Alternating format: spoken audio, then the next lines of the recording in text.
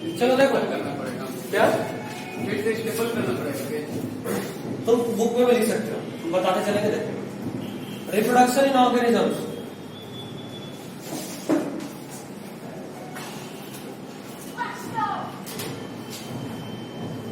Reproduction in organisms. सबसे पहले तो यहाँ आपको थोड़ा सा जानना बायोलॉजी क्या है। देखो एनसीईआरटी में बार बार कर रहे हैं, ये एज अ रूल तुम याद रखो कि बुक में कहीं भी कुछ भी दिख गया तुमको याद रखना है, कहीं भी। जैसे जहां पेज नंबर ये सब लिखा हुआ है, इकोलॉजी वाला जहां पेज नंबर ये सब है, पीछे index index index index index, हाँ बस वहीं पे कुछ लिख रहा है उसके बगल वाले पेज में, समझे? वहां से भी कुछ ना कुछ खोद के निकालना है, इतना इंपॉर्टेंट। बताए भी थे एक बार, रामाचंद्रन प्लॉट पूछा था, याद है? प्रोटीन का स्ट्रक्चर पूछा था, वो भी साइड में दिया हुआ था। तो वो रिसेंट फ्रेंड है, 2019 में पूछा। देखे ठीक, पता झूठ थोड़ा बोलते हैं, बोले थे मान लेना था। ठीक, तो उसके बाद से आप तो कंफर्म रखो कि भाई उसके पहले अगर हम तुक्का पढ़ते थे, कहीं पूछ दिया तो अब तो कंफर्म हो गया कि नहीं पूछ रहा, तब तो पढ़ना ही। सबसे पहला लाइन बायोलॉजी है क्या? Story of life on earth. What is biology? Biology is story of life on earth. ये नहीं पढ़िए, मत करना, बस बता रहे। हम 11th में बोले थे कि 12th एनसीईआरटी में है, 11th के एनसीईआरटी में भी था, कोई नहीं 12th में भी है, देख लो बस, इसको देखना है, इसको ड्राइव नहीं करना। अच्छा, second line, individual organisms die without prey, species continue to live through millions of years unless threatened by natural or anthropogenic action है ना, क्या extinction। इसका मतलब क्या? देखो इसका मतलब यह है कि देखो इंडिविजुअल ऑर्गेनिज्म तो मरता है, हम आज हो सकता है आपसे 200-300 साल बाद नहीं रहेंगे कब क्यों मारे भाई, 200-300 साल के बाद नहीं रहेंगे, लेकिन क्या है ह्यूमन स्पीसीज खत्म हो जाएगा, ये तो रहेगा। और ये रहेगा, यही बात ये बताता है कि इंडिविजुअल्स डाई हो सकते हैं but species continue to exist unless कोई थ्रेटनिंग नहीं हो या फिर एंथ्रोपोजेनिक एक्सटिंक्शन नहीं हो। ठीक है, अब ये एंथ्रोपोजेनिक एक्सटिंक्शन क्या होता है अंडरलाइन करो और कहीं साइड वाली जगह तो लिख लो, ये बहुत इंपॉर्टेंट नाम है। एंथ्रोपोजेनिक एक्सटिंक्शन, इसका मतलब होता है extinction due to human activities. आज हम लोग इतना डिफॉरेस्टेशन कर रहे हैं, नेचुरल जो भी इन्वायरमेंट है उसका फ्रैगमेंटेशन कर रहे हैं, है ना। मान लो जंगल के बीच से आप रेलवे ट्रैक बिछा लिए, तो अगर आप रेलवे ट्रैक बिछाए मतलब जंगल को 2 पार्ट में तोड़ चुके हो आप, है ना। अब बड़ा बड़ा जानवर उस ट्रैक को क्रॉस नहीं करेगा क्योंकि आप वहां पे रोके हुए हो, तो पता है ट्रेन आ रहा और बीच में हाथी है, समझ रहे हो प्रॉब्लम। तो आप उसको डिवाइड कर दिए तो उनका एरिया छोटा हो गया, है ना। तो या तो खाने के बिना मरेगा या इंसान के जो भी यूं बोलो कि इनका जो भी कॉलोनीज होगा वहां इन्वेड करेगा। अभी इंसान की कॉलोनी में आया तो फिर आप उसको पकड़ के जंगल में डालोगे या जू में डालोगे? जू में डाले तो ठीक है, जंगल में डाले तो फिर से कहानी खत्म, खाना ही नहीं मिल रहा है उसको, समझ रहे हो आप। तो ये सब ह्यूमन एक्टिविटीज की वजह से एक्सटिंक्शन है, और ये अभी तक का सबसे फास्टेस्ट रेट ऑफ एक्सटिंक्शन है, अभी तक का सबसे फास्टेस्ट रेट ऑफ एक्सटिंक्शन है, याद रखिएगा इस बात को, बहुत इंपॉर्टेंट बात है। नेक्स्ट पेज में आ जाइए, पंचानन महेश्वरी के बारे में लिखा हुआ है। पंचानन महेश्वरी एक साइंटिस्ट है, बहुत बड़े साइंटिस्ट है। एंजियोस्पर्म्स में ये जो ओव्यूल और डायग्राम आप 10th में पढ़े होंगे, डबल फर्टिलाइजेशन, जो ओव्यूल था ना, उन सब पे सबसे अधिक काम इनका किया हुआ है। इनके बारे में एक लाइन लिखिए, ही पॉपुलराइज्ड, वहीं पे साइड में लिख लो, कॉपी भी रखना, वैसे साइड में लिख सकते हो। He popularized the use of embryological characters in taxonomy. He popularized the use of embryological characters in taxonomy. Popularize the use of embryological characters. Popularize the use of embryological characters in taxonomy. Taxonomy क्या होता है आप जान चुके हो। Taxonomy के लिए बहुत सारा लोग बेसिस बनाते थे, याद आ रहा है? हाँ, क्राइटेरिया कैरेक्टर जिस पे डिवाइड करें, उनमें उन सब कैरेक्टर्स में अगर आपको क्लास 11 का प्लांट किंगडम याद आ रहा होगा तो आप देखेंगे पहले हम सिर्फ मॉर्फोलॉजी को कंसीडर कर रहे थे, आर्टिफिशियल वाले में याद आ रहा है, आर्टिफिशियल जो लीनियस वाले का था, कार्लस लीनियस का, उसमें सिर्फ मॉर्फोलॉजिकल कैरेक्टर था। उसके बाद हम लोग थोड़ा सा फाइलोजेनी को भी कंसीडर करना शुरू किए, है ना, तो धीरे धीरे डेवलप हुआ। बट आर्टिफिशियल वाले का ये ड्रॉबैक था कि चूंकि मॉर्फोलॉजिकल कैरेक्टर बहुत जल्दी एंटर हो जाता है एक्सटर्नल इन्वायरमेंट से, इसीलिए जरूरी है कि आप सेक्सुअल कैरेक्टर्स को भी इंक्लूड कीजिए, इन्वॉल्व कीजिए। और होना शुरू हो गया था, but he was the man who made it popularize. उसको पॉपुलराइज कौन किए थे? पंचानन माहेश्वरी। और इंडिया के कंटेस्ट में इनका एक सबसे बड़ा जो कंट्रीब्यूशन है वो आपका बुक है।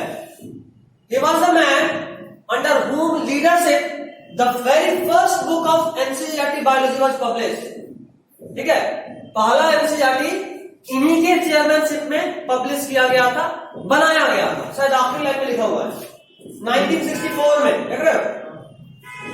तो वो एग्जाम में नहीं पूछेगा, टेंशन नहीं लो, नीट में ही नहीं पूछेगा कि भाई NCERT का बुक कौन निकाले थे, लेकिन ये जरूर पूछ सकता है कि who popularized the use of embryological characters in taxonomy?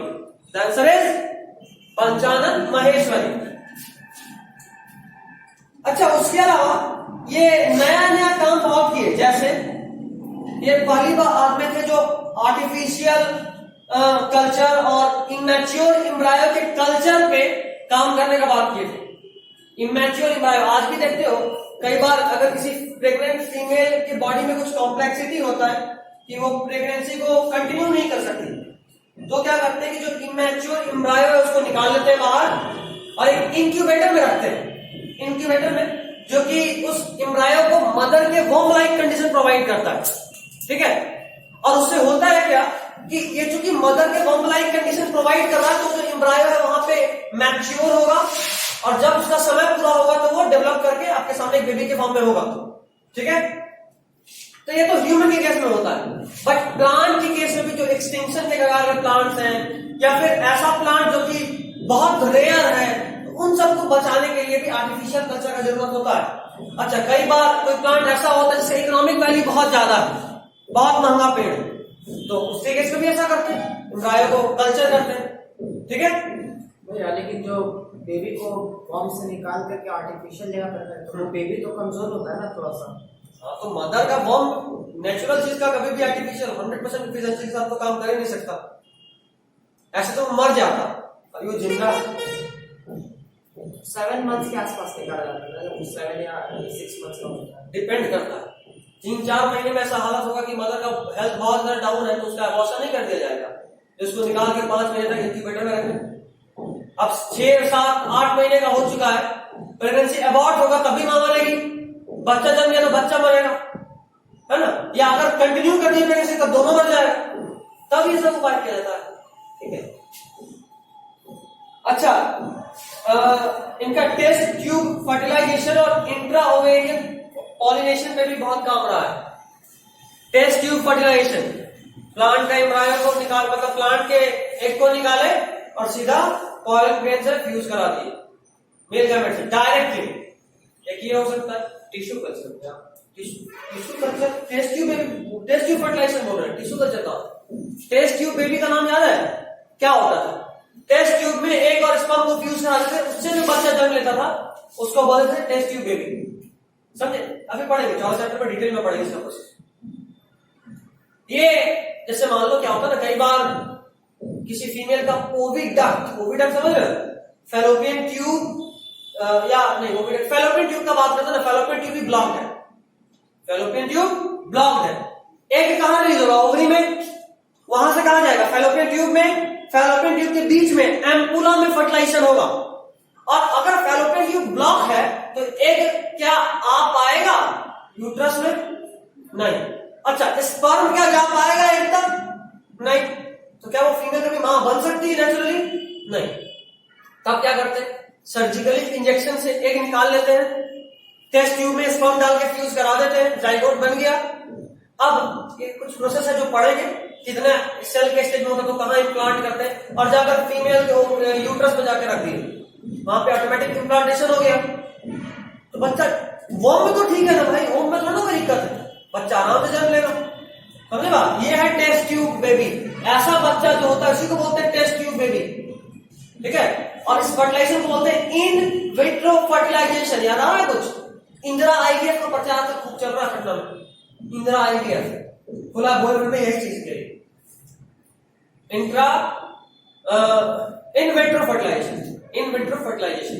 तो वैसा ही कुछ यहां पे भी प्लांट के केस में एक लिए और उसको मेल गैमेट से फ्यूज करा, फ्यूज जाने के बाद जाकर या तो टेस्ट ट्यूब में ही कोई अच्छा मीडियम प्रोवाइड कर दिया, इंक्यूबेटर टाइप, वहीं पे ग्रो कर गया सीड, और तो वापस प्लांट में प्लांट कर दिया ऐसा। उसके अलावा इंट्रा ओवेरियन पॉलिनेशन, अगर मान लो कि fallopian tube block, fallopian tube बोल रहा हूं, क्या नाम है, स्टाइल, स्टिग्मा स्टाइल ब्लॉक है, ओवरी तक पहुंच नहीं पा रहा पॉलन ट्यूब, तब सीधा काम करो, मेल गैमेट को उठाओ, सीधा ओवरी में इंजेक्ट कर दो, वापस से फ्यूजन होगा, सीड बनेगा। समझ रहे बात? ये है intra ovarian pollination. Intra ovarian सीधा ओवरी के अंदर पॉलिनेशन कराती है डायरेक्ट, ठीक है। चलिए, इतने सब के बाद एक नाम सुनते हैं, लाइफ स्पैन। कर लो। लाइफ स्पैन क्या होता है? कितने साल तक जिंदा रह सकता है, मतलब एक एवरेज, जैसे उम्र का 60 इयर्स। सुनो, the time gap between birth and natural death is known as lifespan. The time gap between birth and natural death is lifespan. Lifespan क्या है? तो natural death और birth के बीच का जो टाइम गैप है उसी को बोलते हैं lifespan, ठीक है। अच्छा, lifespan को आप ऐसे भी बोल सकते हो, या हाँ, आप ऐसे तो कह सकते हो ना, जैसे कोई मान लो ह्यूमन के केस में अगर हम आपसे पूछे कि लाइफ स्पैन आपका क्या है, ठीक है, तो लाइफ स्पैन मतलब आप क्या कहोगे? अभी हमको तो पता नहीं कि हम कितना दिन जिंदा रहने वाले हैं, तो अपना लाइफ स्पैन कैसे बताएं? हम एक काम कर सकते हैं, अभी तक में जो भी ह्यूमन सबसे ज्यादा समय तक जिंदा रहा, मान लो let it be 113 years, 114 years, मान लिया 113 मान लेते हैं, चलो 113 साल। तो अगर कोई हमसे पूछे कि आपका लाइफ स्पैन या ह्यूमन का लाइफ स्पैन क्या होता है, तो क्या बोले? 113 इयर्स, क्योंकि उससे अधिक कोई जिंदा रह नहीं सकता, अभी तक कोई नहीं रहा, तो हमको कैसे पता? समझे बात? तो याद रखना ये हमेशा किसके लिए डिफाइन होता है? स्पीसीज के लिए। ह्यूमन का लाइफ स्पैन 113 साल है ना, इस तरह से जो हम लोग माने, बस माने। लेकिन मैं एवरेज तो 60 इयर्स बोलता है। एवरेज हम बात कर लाइफ स्पैन क्या होता है? तो देखो, नॉर्मली लाइफ स्पैन क्या है? कोई भी आदमी जब जन्म लिया और जब उसका नेचुरल डेथ हुआ उसको बोलते हैं लाइफ स्पैन, किसी भी ऑर्गेनिज्म। ये जो स्पीसीज लिखे ना, एक्चुअली में वो लाइफ स्पैन का नहीं, मैक्सिमम लाइफ स्पैन की बात कर रहे हैं। क्वेश्चन पूछता है maximum life span is characteristic of, तो बोलेंगे स्पीसीज। मैक्सिमम कोई भी कितना दिन जिंदा रह सकता है, ये किसका कैरेक्टर है? स्पीसीज का। जैसे अभी एग्जांपल दिए ह्यूमन के केस में 113 साल, स्पीसीज का ही तो बात कर रहे हैं। इसी की तरह का एक और टर्म होता है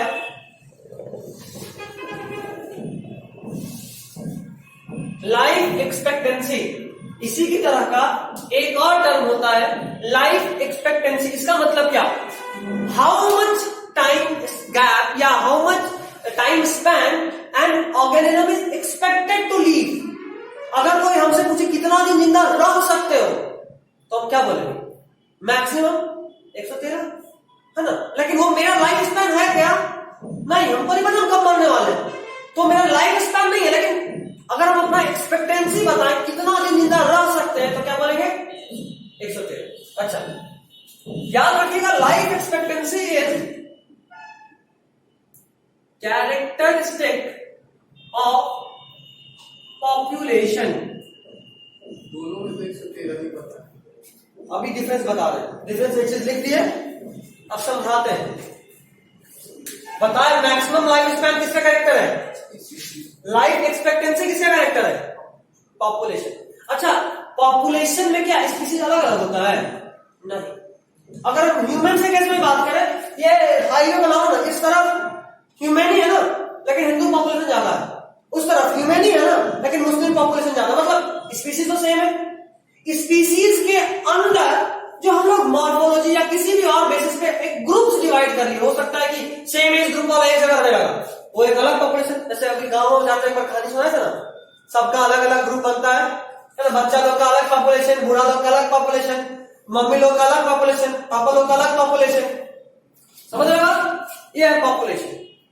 अब देखो, लाइफ स्पैन ह्यूमन का कितना हो सकता है मैक्सिमम, बोले 113, लेकिन कोई ऑर्गेनिज्म कितना साल जिंदा रहेगा ये डिपेंड करता है कि वो उसका पॉपुलेशन कहां है। ह्यूमन होने से तय नहीं होगा। जैसे एक एग्जांपल लेते हैं, टाइगर का बात करते हैं। टाइगर नेशनल एनिमल है ना, गुजरात में मिलता है, रॉयल बंगाल टाइगर भी है। चलो टाइगर मान लो दो पॉपुलेशन लेते हैं, एक जो हमारा पटना वाला जू में है, 500 तो होगा, कितना टाइगर है तो गया 3, मिल गया था।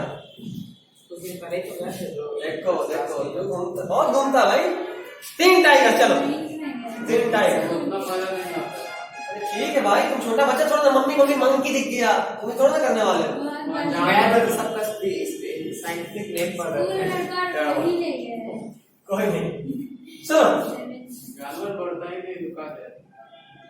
समाधि का डायनासोर लेके आए कहाँ जाओगे, जो है क्या, सुनो सुनो, तो टाइगर का 2 पॉपुलेशन, एक जो वाइल्ड में है, मतलब जो जंगल में है, और दूसरा जो जू में है, ठीक है। टाइगर बेचारा बच्चा था, फिर थोड़ा सा बड़ा हुआ, थोड़ा और बड़ा हुआ, थोड़ा और बड़ा हुआ, थोड़ा और बड़ा हुआ, फिर बूढ़ा हो गया। यही होता है लाइफ स्पैन। अच्छा, बूढ़ा हो गया तब दांत टूट गया होगा, बूढ़ा आदमी दांत तो टूटता है ना, ठीक है। अब तुमको एक बात बताओ, दोनों टाइगर का जन्म साथ में हुआ था, जो जू में है और जो जंगल में है। जयपुर जू है, जयपुर जंगल, इंग्लिश ज्यादा अच्छा है मेरा, ठीक है। तो जो जू और जंगल दोनों जगह एक टाइगर का सेम टाइम पे जन्म हुआ। 10 साल के बाद दोनों बच्चा से यंग बना, 20 साल में एडल्ट बना, 30 साल में बूढ़ा हो गया, दोनों का दांत टूट गया। अब प्रॉब्लम शुरू क्या होता है कि जंगल वाला कमजोर हो चुका है, बूढ़ा हो चुका, शिकार कर पाएगा क्या, नहीं, भूखा जिंदा रह पाएगा, जल्दी मरने वाला है। जू वाले का बात करते हैं, बेचारा बूढ़ा हो गया, ये आराम कर रहा है, जबकि बच्चा आ रहा है, दांत दिखा दे रहा है, बच्चा भी खुश, उसको मन भर जू वाला खाना खिला रहा है, जिंदा रहेगा। अच्छा, दोनों स्पीसीज का, ये वाला टाइगर और वो वाला टाइगर में कुछ डिफरेंस है, दोनों सेम टाइगर है, चाहे जंगल का बात करें या फिर जू का बात करें, लेकिन दोनों के पॉपुलेशन के लाइफ एक्सपेक्टेंसी में डिफरेंस है। 30 साल तक में बूढ़ा हो गया था ना, जंगल वाले को मालिक सर 35 तक मुश्किल जिंदा रहेगा, फिर तो टपकना ही नहीं। और जू वाले को 40 आराम से कर सकते हैं, क्योंकि खाना मिल रहा है, बीमार पड़ा तो इलाज मिल रहा है, समझ रहे हो। अब समझ में आया कि पॉपुलेशन पे एक्सपेक्टेंसी कैसे डिपेंड करता है। हो सकता है जंगल वाला 50 तक जिंदा रह जाए, हो सकता है, बट हम इतना जल्दी एक्सपेक्ट नहीं करते, उम्मीद नहीं कर रहे। जिंदा रह गया, अच्छा, उसका लाइफ स्पैन ज्यादा है, ठीक है। टाइगर 50 साल तक, मान लो अभी तक में जो टाइगर था मैक्सिमम, वो ये टाइगर 50 साल तक जिंदा रहा, जंगल वाला भी 50 साल तक जिंदा रह सकता है, ठीक है, लाइफ स्पैन में। बट क्या हम एक्सपेक्ट कर रहे हैं ऐसा, नहीं। तो लाइफ एक्सपेक्टेंसी किस पे डिपेंड कर रहा है, पॉपुलेशन पे। अलग अलग पॉपुलेशन के लिए हम अलग अलग एक्सपेक्टेशन रखते हैं, क्या एरिया के ऊपर डिपेंड, जरूरी नहीं है, जरूरी नहीं। मान लो अभी जो टाइम है, कोविड फैला हुआ है, जिसका इम्यूनिटी वीक है, उसका पॉपुलेशन उठ गया।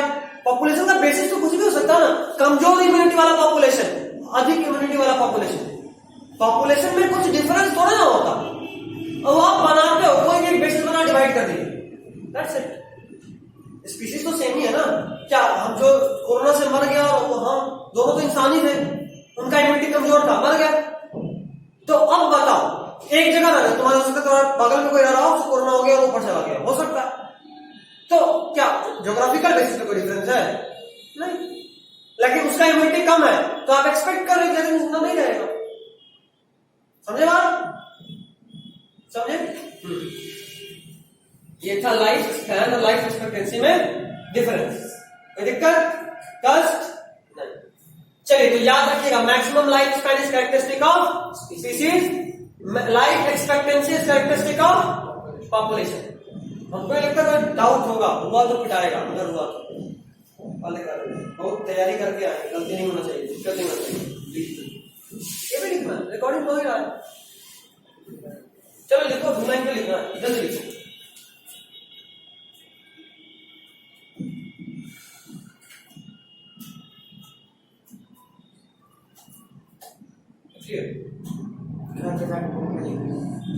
लिखिए ना, 2 लाइन तो है, छोड़ रहा, फिर रिकॉर्डिंग खोलना पड़ेगा, वेट करना पड़ेगा। लिख लो 2 लाइन।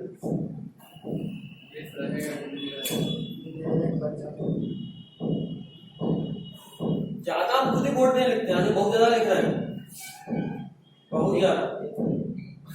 कितना दिन से लेक्चर चलते हैं।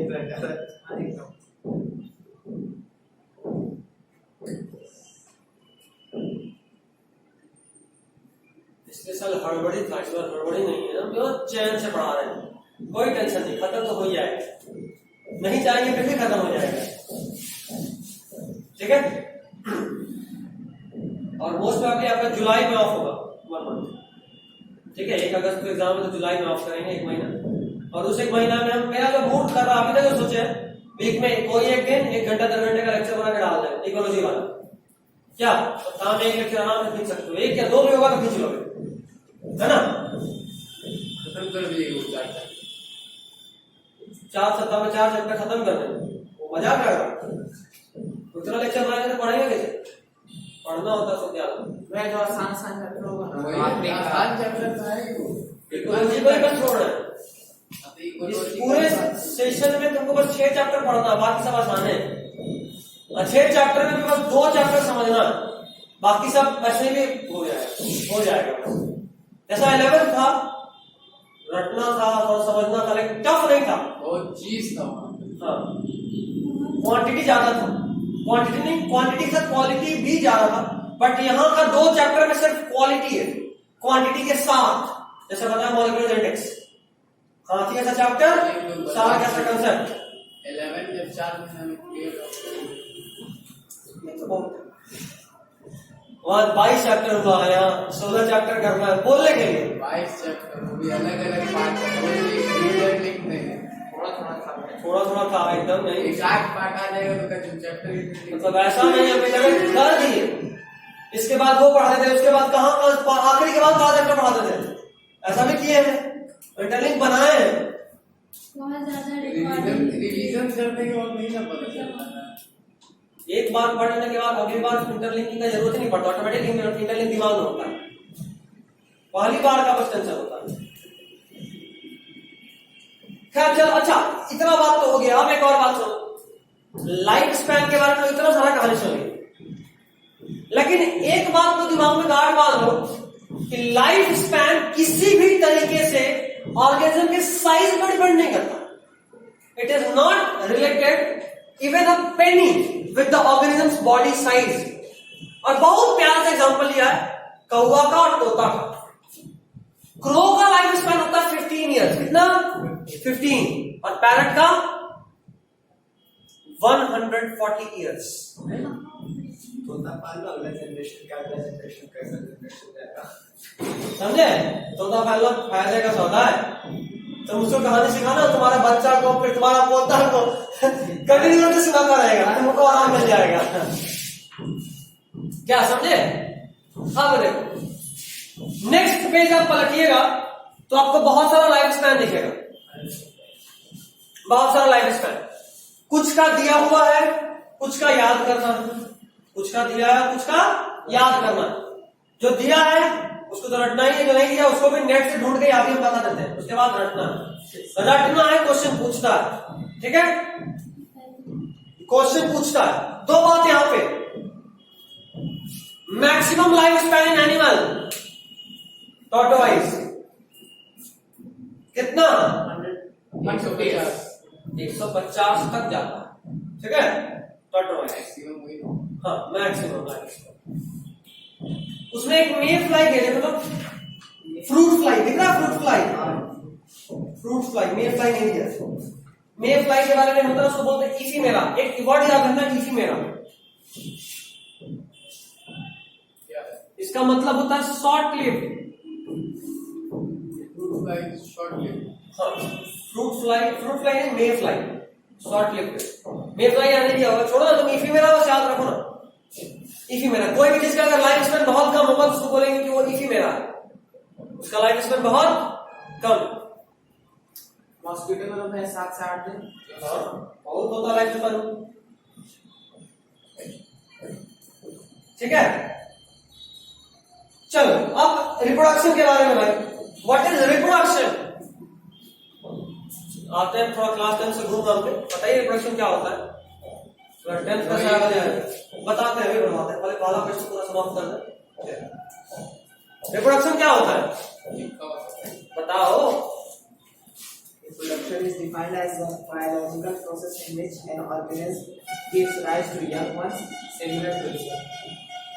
सही में क्लास 10 में पहुंच गए, क्लास 8 से पहुंच गए। पढ़िए। पहला पेज पे भी दिया हुआ है, it is a process by which organisms ensure continuity of their species.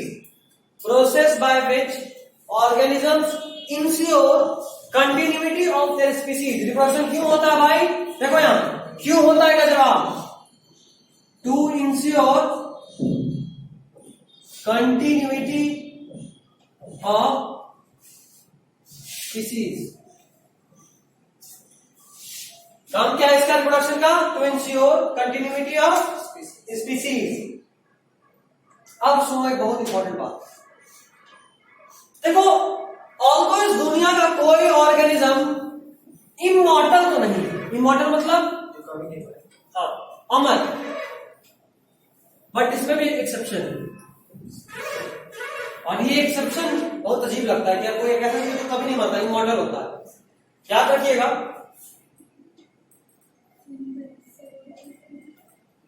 Unicellular organisms are immortal as they have no natural death। अजीब बात है, नॉर्मल बात है, बहुत अजीब बात है। चलो एक अमीबा को बुलाते हैं। एक अमीबा आ गया भाई, ये अमीबा 24 घंटा में मर जाता है। अच्छा 24 घंटा छोड़, कितना देर में मारे बोल, तुम मुझे बताओ। 3 घंटा।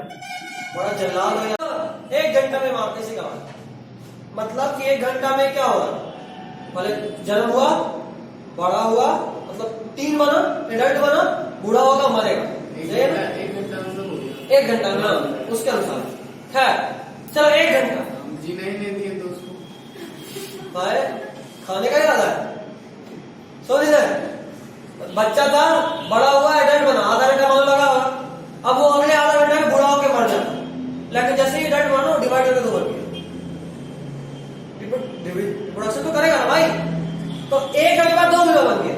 अब इधर तो बच्चा बन गया, फिर से बूढ़ा हुआ ही नहीं, तो मरेगा क्या? नहीं, मतलब ये समझ तो 2 बनाओ, फिर से नया जन्म है, फिर से आधा घंटा एडल्ट बनेगा, फिर 2 बन जाएगा, मरेगा कभी? बिल्कुल मरेगा कभी नहीं। तो अमीबा इज वर्चुअली इमॉर्टल, या unicellular organisms are virtually immortal. तो इसका पॉपुलेशन बहुत ज्यादा होना चाहिए। रुक, क्या लिखे हैं? नेचुरल, बूढ़ा होकर नहीं मरेगा। अभी हम यहाँ टहल रहे, पता नहीं कितने हजार अमीबा को मार दिए होंगे, समझ रहे बात? तो नेचुरल डेथ नहीं होता, इसका मतलब ये नहीं कि मरता ही नहीं है। आप अमीबा पकड़ो, मसल दो, मरेगा नहीं मरेगा? वो उसको मार के खाएगा। नेचुरली मरेगा ऐसा नहीं बोले, हैव नो नेचुरल डेथ, ठीक है। एक्सीडेंटल डेथ हो सकता है भाई। ठीक, चलिए यहां तक आई गेस आपको थोड़ा पढ़ना चाहिए भेजे में। नेक्स्ट पेज, धनाधन से लिखना शुरू कीजिए। लाइफ स्पैन कौन, ये वाला लिखो लिखो लिखो।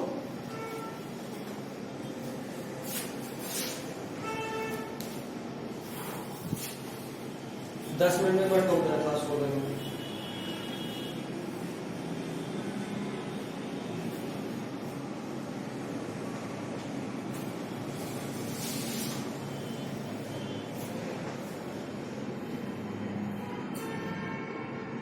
बात समझ में आ रहा है कि दिक्कत है?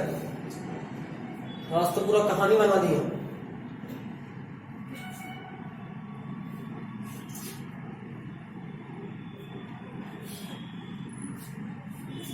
हो गया?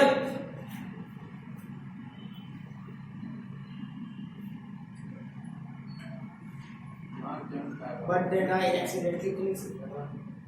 उत्तर का नो नेचुरल डेथ काफी है। एग्जाम में यही पूछेगा, हम वही बोलते जो पूछता है। फालतू हम खुद से कभी पढ़े नहीं तो पढ़ाएंगे कहां से?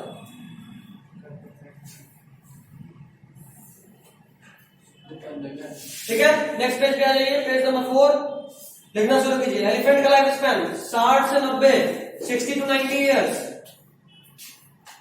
ये फोटो भेज देना पास कॉपी। एलिफेंट या तो लिख सकता तो लिख ले, फोटो नहीं लिखते। अच्छा भी लिख तो आज elephant 60 to 90, rose 5 to 7 years.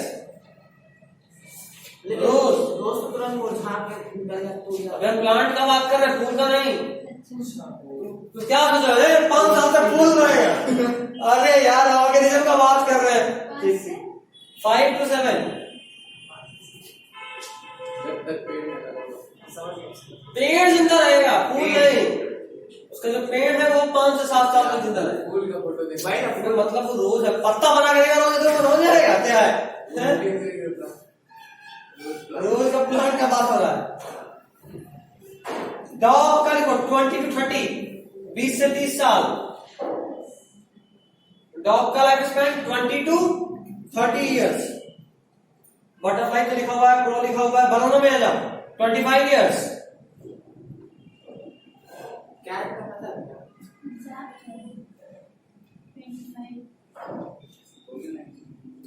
Almost एक साल आगे पीछे। ज्यादा नहीं होता यार। काऊ का लिखो 22 ईयर्स। काऊ 22।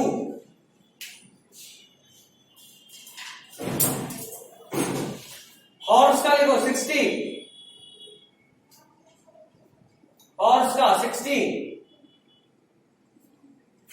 कौन वाला लाइफ स्पैन चल रहा है। स्पैन है कि लाइफ स्पैन नीचे में देखो, नीचे में देखो क्या लिखा है। चलो हॉर्स का हो गया। फ्रूट फ्लाई का लिखो 2 weeks. Fruit fly 2 week, year मत कर देना, 12 वीक, सप्ताह, 2 सप्ताह जिंदा रहता फ्रूट फ्लाई।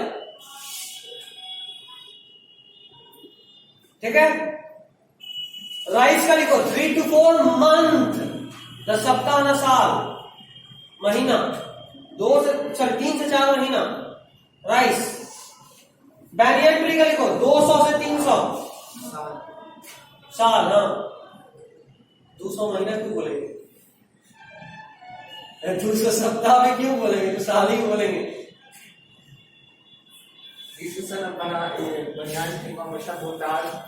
सीरियल में यूज किया। हाँ। कभी कोई यहाँ पे मरा था, आज भी है, उसका भूत घूम रहा है, आत्मा घूम रहा है। That's it, यही था। बट अभी तक मुझे सबसे पुराना पेड़ मिला है वो है रेडवुड ट्री ऑफ कैलिफोर्निया। क्या 15 साल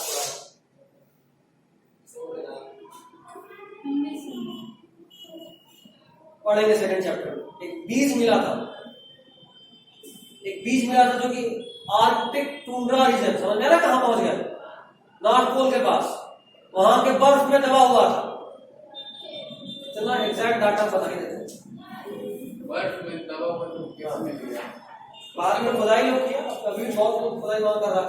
ऐसा माना जा रहा है कि वहां गैस का बहुत जबरदस्त रिजर्व है। 10,000 साल 1500 बोल रहे थे। 10 वो भी है, वो 2000 ईयर है, वो वहां मिलाते हैं। खजूर का पेड़ मिलाता है सऊदी अरबिया में 2000 से, वही याद आ रहा था क्या था। एक 10,000 साल का भी टूट रहा बोल रहे ना, 10,000 साल के बाद वो बीज मिला, साइंटिस्ट उसको उगाया और पेड़ उग गया। मतलब वो पेड़ एक्चुअली में कितना साल पुराना है? 10,000 साल। तो पता नहीं कितना पुस्तक हम लोग का गुजर गया हो। खैर चलिए नेक्स्ट। इंसान आया तो ह्यूमन इवोल्यूशन, जो चैप्टर इवोल्यूशन है ना, उसका आखिरी टॉपिक है ह्यूमन इवोल्यूशन। वहां पे मिलियन ईयर के ऊपर ही ह्यूमन आ चुका, 1000 मान पूछता है, पढ़ेंगे। चलो रिप्रोडक्शन का टाइप कितना होता है बेसिकली? दो, या तो एसेक्सुअल रिप्रोडक्शन या फिर सेक्सुअल रिप्रोडक्शन। आखिर ये किस चीज पर डिपेंड करता है कि सेक्सुअली रिप्रोड्यूस करेगा कोई ऑर्गेनिज्म या एसेक्सुअली रिप्रोड्यूस करेगा? उसके मूड पे, उसके मूड पे। मन अच्छा रहा, चलो आज सेक्सुअली रिप्रोड्यूस करते हैं, मूड खराब रहा तो नहीं, आज से सेक्सुअली रिप्रोड्यूस करना, ऐसा। अभी देखते हैं second paragraph, third line, page number 5, second paragraph, third line. देखो, द ऑर्गेनिजम्स हैबिटेट कहां रहता है? Its internal physiology and several other factors are collectively responsible for how it reproduces. मिला? नहीं मिला, क्या बात।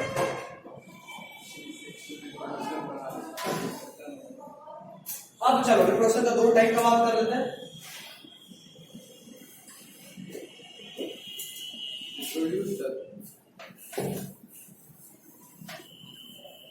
एक ही लाइन बोला, क्या? एक ही लाइन बोला,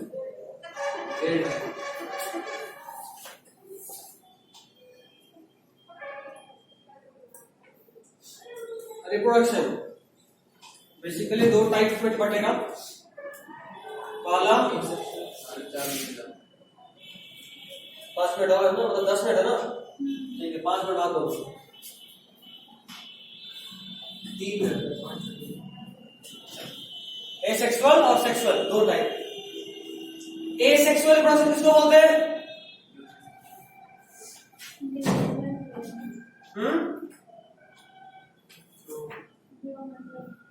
क्या कोई जो मतलब चलो डिफरेंस करते हैं भाई। ये यूनिपेरेंटल होगा, ये क्या होगा? हमेशा नहीं होगा। एक ऐसा जानवर भी, एक ऐसा एनिमल भी जो यूनिपेरेंटल है, एक्सेप्ट टीनिया। वो अलग है, राउंड एक फॉर्म, टीनिया सोलियम टेक फॉर्म एकमात्र ऐसा एनिमल है जो सेक्सुअल रिप्रोड्यूस तो करता है लेकिन यूनिपेरेंटल, मतलब उसके बॉडी के अंदर कहीं मेल पार्ट उसी के बॉडी के अंदर फीमेल के पार्ट से फर्टिलाइज हो जाता है। और ऐसा इसलिए होता है उसका पैरासिटिक अडेप्टेशन की वजह से।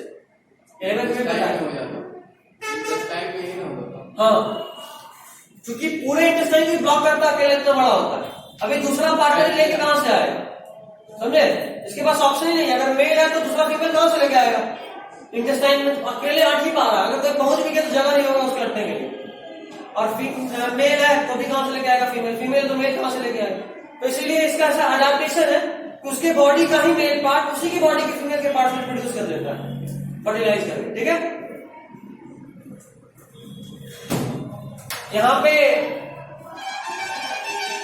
फर्टिलाइजेशन होता है कि नहीं एसेक्सुअल रिप्रोडक्शन में?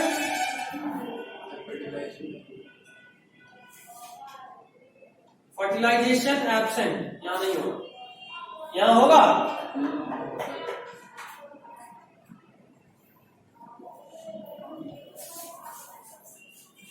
अच्छा, अगला बात, क्या यहां गैमेट का फॉर्मेशन होगा? सबसे इंपॉर्टेंट है, कलर चेंज करके लिखना।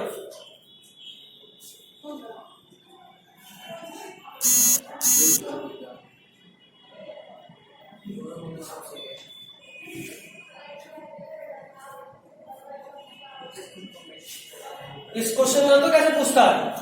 पूछेगा 4 लाइन देगा, बोलेगा इनमें से कितना लाइन सही है, और एक लाइन लिखेगा asexual reproduction can be with formation of gametes. तो हम तो सोच रहे हैं कि नहीं है, गैमेट कैसे बनेगा, और गलती कर दो, नहीं बन सकता है। अभी पढ़ाएंगे, वो स्पेशल केस को डिटेल में बात करेंगे। पार्थेनोजेनेसिस के फॉर्म में गैमेट बनता है, फिर भी एसेक्सुअल रिप्रोडक्शन हो सकता है। यहाँ पे always with formation of gametes, यहाँ पे गैमेट का फॉर्मेशन हमेशा ही होगा, यहाँ पे गैमेट का फॉर्मेशन हमेशा हो। अच्छा, क्या ये इवोल्यूशन में हेल्प करेगा? नहीं, वेरिएशन नहीं होना, एसेक्सुअल रिप्रोडक्शन है ना। मैं थोड़ा सा बेसिक से लेके चलेगा रिप्रोडक्शन, हम 10th में नहीं पढ़ा, नहीं अभी तक जो भी पढ़ रहे हैं, ये दोबारा हेडिंग बनेगा फिर पढ़ेंगे इसके जस्ट बाद। अभी ओवरऑल डिफरेंशिएट कर रहे हैं। 10th पढ़े हो तो सब समझ में आता, नहीं पढ़े हो तो कोई नहीं। यहाँ वेरिएशन नहीं होगा। देखो, सेक्सुअल रिप्रोडक्शन में 2 गैमेट मिलता है, मेल और फीमेल का, तो चांसेस होता है कि कुछ नया प्रोड्यूस हो, तो वेरिएशन उसी को बोलते हैं। ओरिजिनल से कुछ नया, वो है वेरिएशन। एसेक्सुअल में एक ही पेरेंट है, तो कुछ नया कैसे बनेगा? ठीक है, तो यहां लिखेंगे नो वेरिएशन।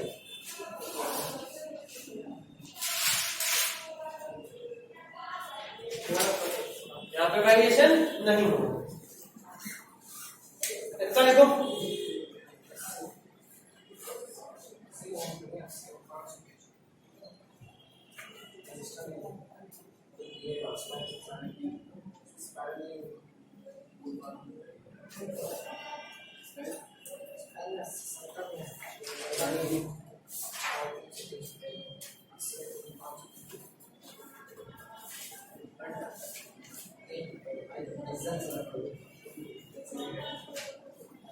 अच्छा, यहां ऑर्गेनिज्म का फॉर्मेशन सिर्फ माइटोसिस से होता है। लिखना अगला पॉइंट, ओनली माइटोसिस अकर्स, यहां सिर्फ माइटोसिस होता है। यहां पे गैमेट बनता है, मियोसिस होगा, उसके बाद माइटोसिस होगा। बोथ माइटोसिस एंड मियोसिस क्या नो वेरिएशन वाला, इसके नीचे में। अच्छा, क्या लिखेंगे? ये रैपिड होता है, बहुत तेजी में होता है, ओनली माइटोसिस वाला। हाँ, ये यहाँ लिखे तो ठीक वाला है, सिर्फ माइटोसिस होगा। क्या? रिडक्शन होगा। रिडक्शन नहीं होगा माइटोसिस में, मियोसिस में होता है। ठीक है, ये रैपिड होता है, ये स्लो होता है। चलो, आज के लिए सिर्फ इतना ही।